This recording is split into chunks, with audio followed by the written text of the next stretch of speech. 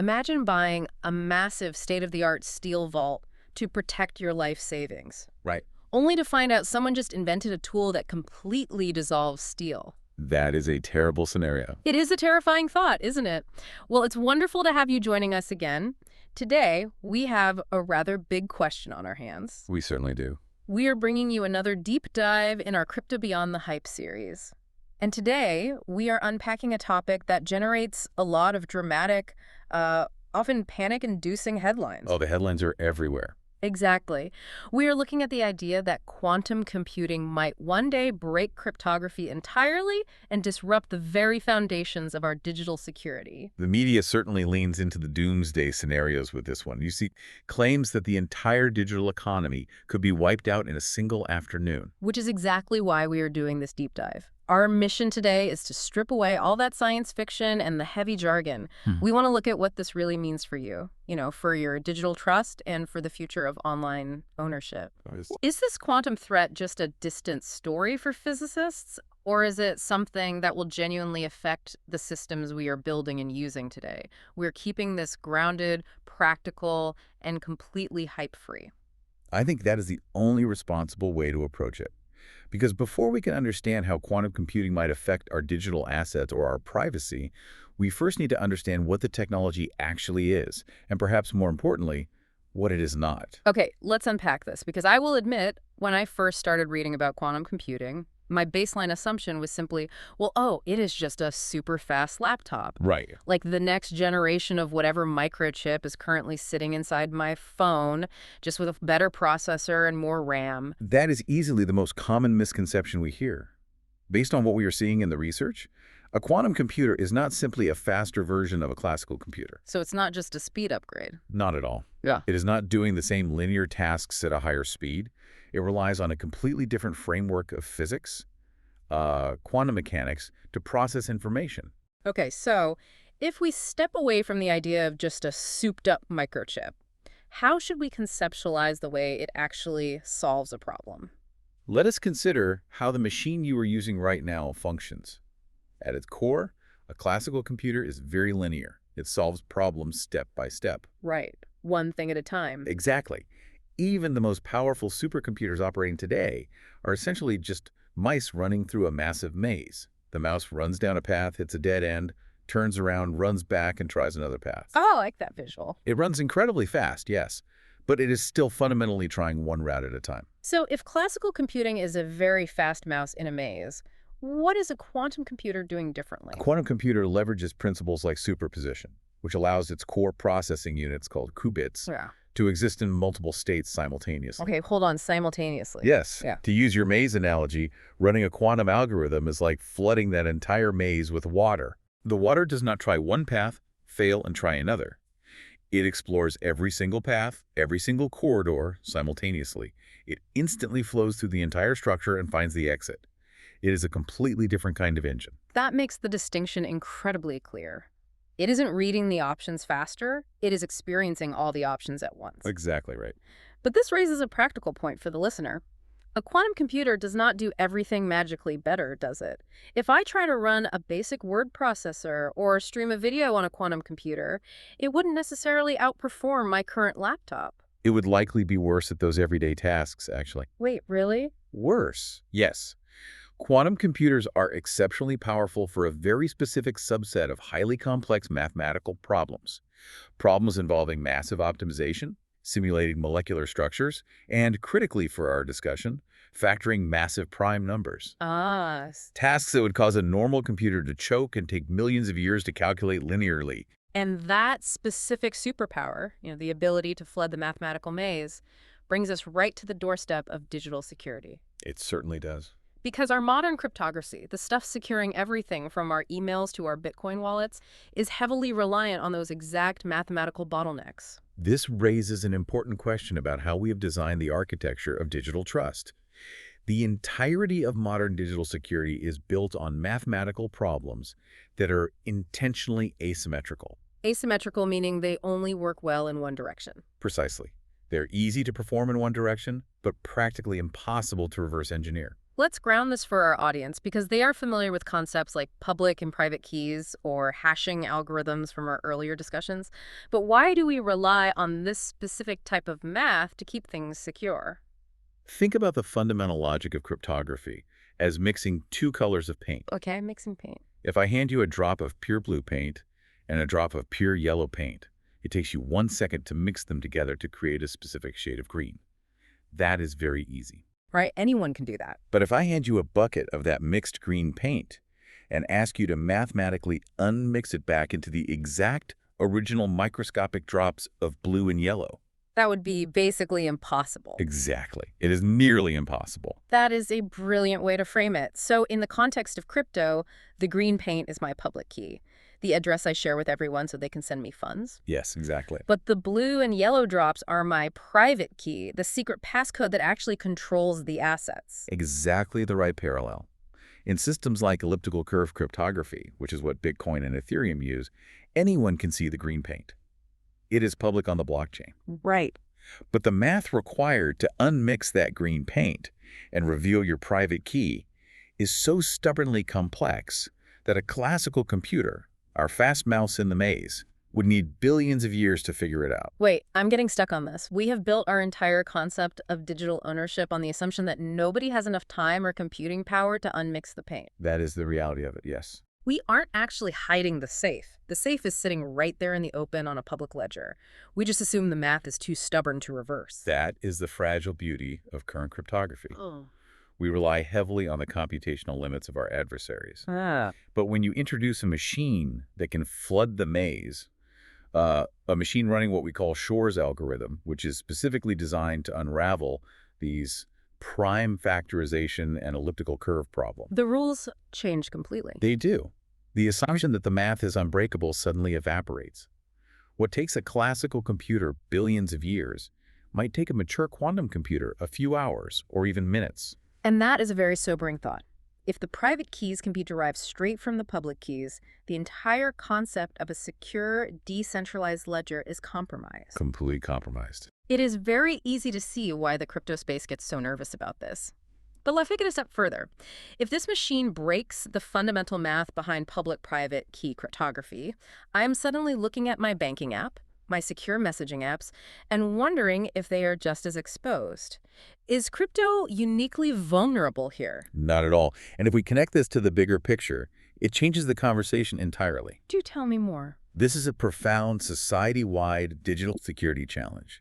The HTTPS protocol that secured your web browser, the encrypted databases holding national security secrets, the digital signatures used to authorize multi-billion-dollar traditional bank transfers. All of that. Almost all of it relies on the same mathematical assumptions as crypto. So when people say quantum computing is going to destroy crypto, they're kind of missing the forest for the trees. If the locks are broken, the whole digital neighborhood is exposed, not just one house. The broader infrastructure is deeply intertwined with these vulnerable algorithms.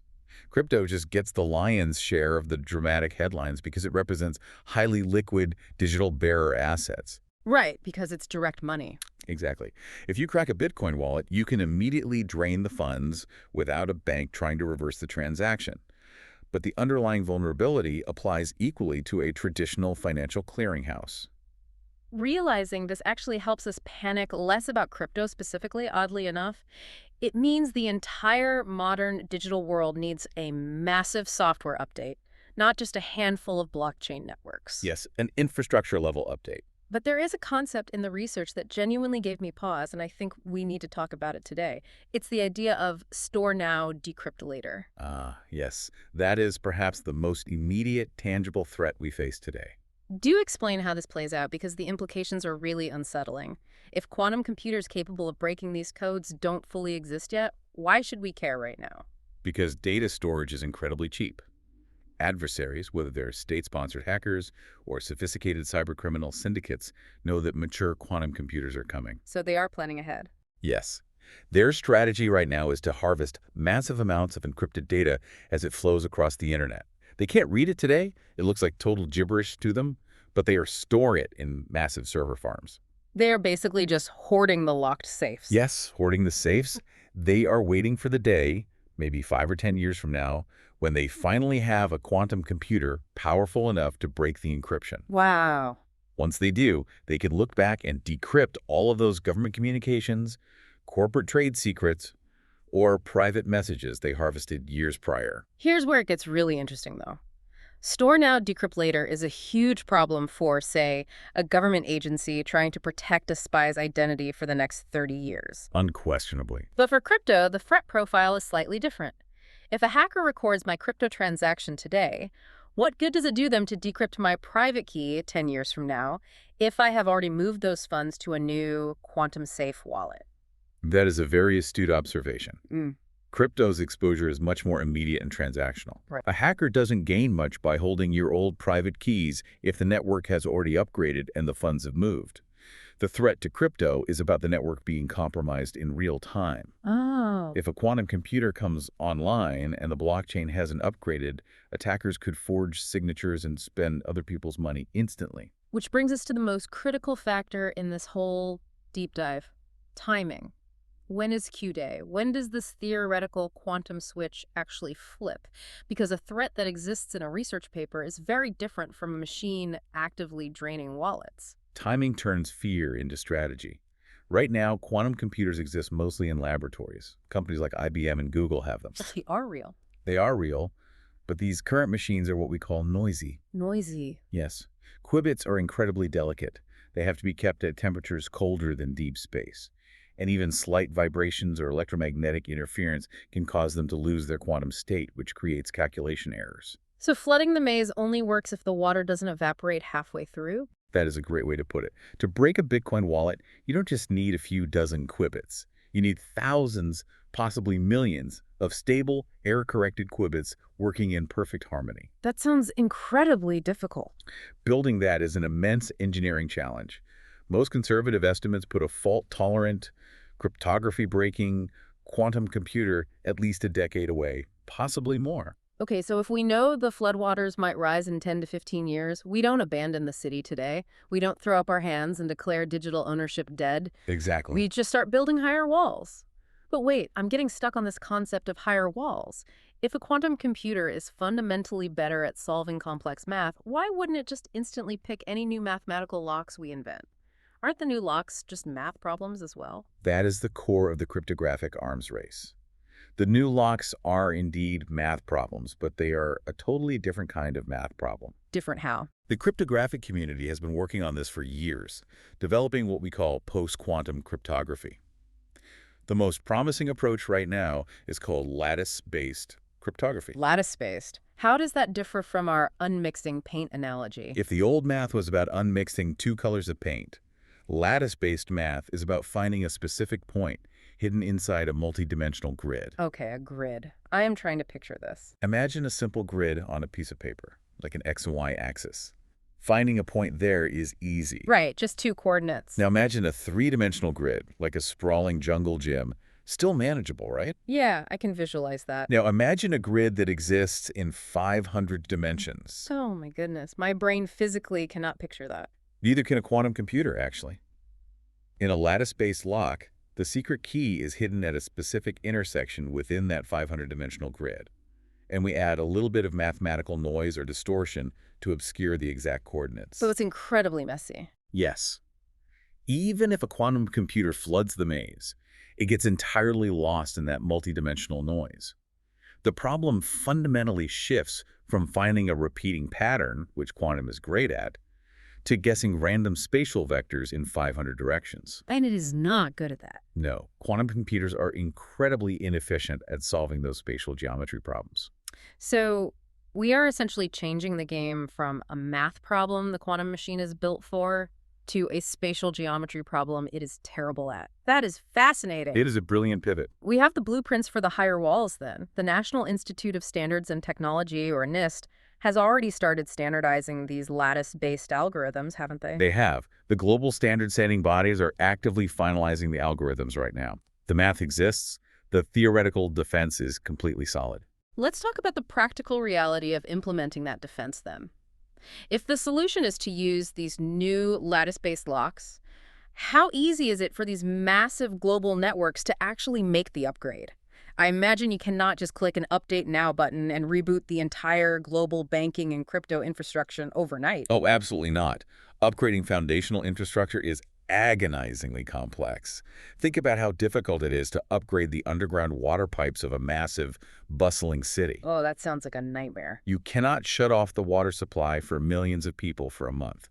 You have to carefully dig up the streets, swap out the pipes piece by piece while the water is still flowing and the traffic is still driving overhead. And in traditional finance, while that is difficult, the governance is at least centralized. The CEO of a major bank can look at their chief information security officer and say, we are migrating to quantum-resistant encryption over the next 3 years. Make it happen. Yes, they control their servers, they Yeah. hire the engineers, the chain of command is clear. It is expensive and tedious, but the authority to execute the upgrade is absolute.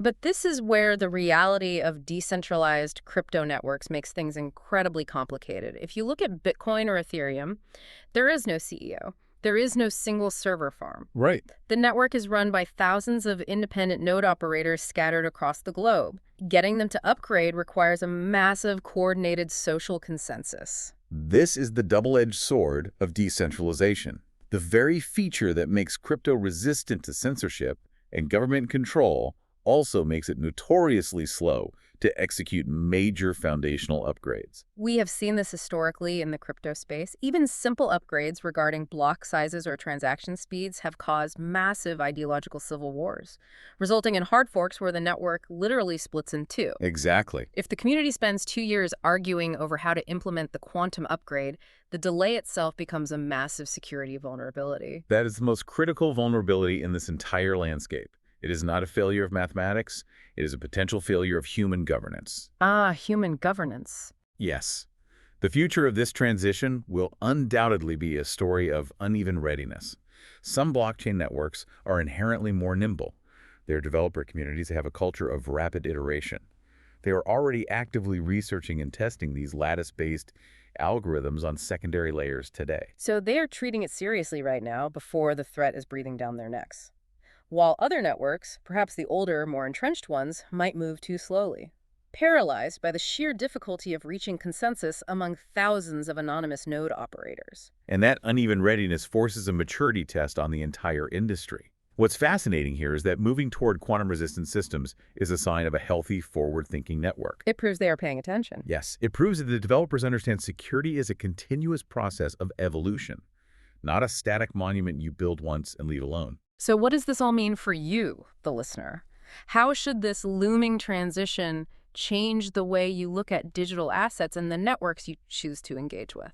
I think it fundamentally shifts our definition of what trust really means in the digital era. How would you define that shift? Well, earlier in this series, we talked about trust mostly in terms of immutability and durability. Does the network have a good track record?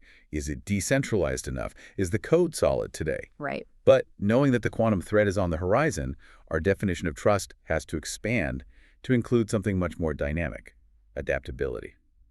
That is a profound perspective. A truly trusted system in the 21st century isn't just one that is functioning flawlessly under current conditions. Exactly. It is one that has the documented capacity, the cultural seriousness, and the foresight to evolve under extreme technological pressure. Let's take that a step further. When you, the listener, are evaluating different digital systems or crypto projects, you do not need to panic about quantum computers draining your wallet tomorrow. But you do need to become a more discerning evaluator of the technology. You have to look beyond the surface. Right. You stop judging projects solely by their current transaction speeds or their marketing hype, and you start asking the deeper governance questions, like, does this network have a clear, well-researched roadmap for quantum resistance? And more importantly, does its community have the maturity to agree on implementing it? That differentiates investing in a fleeting trend from understanding a durable technology. If a decentralized network is actively communicating about post-quantum cryptography today, it signals a level of institutional maturity. It shows they are serious. It tells you the architects are thinking decades ahead, not just reacting to the latest market cycle. It really separates the sustainable networks from the fragile ones. Let us take a moment to summarize what we have unpacked today, because we have navigated some truly dense conceptual territory. We certainly have. First, we established that quantum computing is not just a faster laptop. It is a different paradigm of physics that floods the mathematical maze, threatening the specific unmixing paint problems that underlie our current digital security. Second, we saw that this is not an isolated flaw in cryptocurrency. Every secure connection, every bank transfer, every piece of encrypted government data faces the exact same evolutionary pressure. Right, the threat is universal, even if crypto gets the most sensational headlines. Exactly. We also highlighted that the defense already exists. Cryptographers are building higher walls using lattice-based math, hiding the keys in 500-dimensional grids that even quantum computers get completely lost in. The math is ready. The challenge is entirely about implementation. Which leads to the realization that crypto is not doomed to collapse under quantum pressure. It simply needs to undergo a complex infrastructure modernization. And that brings me to a final, slightly provocative thought I want to leave you with today. We talked about how upgrading this digital infrastructure is like fixing a city's underground pipes while the traffic is still moving overhead. Yes, a massive undertaking. But because crypto networks are truly decentralized, there is no single mayor to just issue an executive order. The ultimate stress test of decentralization. Precisely. So consider this. The ultimate defense against quantum computers might not actually be brilliant mathematics. We know the math already works. So what is the defense? The real ultimate defense will be human coordination. It will be the ability of a massive, globally distributed community of strangers to agree, to cooperate, and to adapt their system together smoothly before the quantum floodwaters ever reach the city gates. That is a fascinating angle to consider. Surviving the quantum era is a test of human governance just as much as it is a test of computer science. The technology can only protect us if we can achieve the social consensus required to deploy it. And it brings us right back to our opening image. The steel vault door we rely on today might eventually become obsolete, but we are not defenseless. We just have to work together to design a totally new kind of architecture. We just have to be willing to build it. We encourage you to keep exploring the future of digital trust with that same calm, curious mindset. If this deep dive helped demystify the quantum threat for you and gave you a practical, hype-free framework to understand the road ahead, please subscribe to the series. And share it around. Yes, like it and share it with a friend or colleague who might be confused by all the doomsday headlines and wants clear, actionable insights instead. It really helps cut through the noise. And we genuinely love hearing from you. Leave a comment below telling us what everyday crypto or digital security topic you would like us to explore next. Because the better you understand the underlying forces shaping this space, the more confidently you can navigate your own digital future. Thank you so much for joining us, and we will catch you on the next deep dive.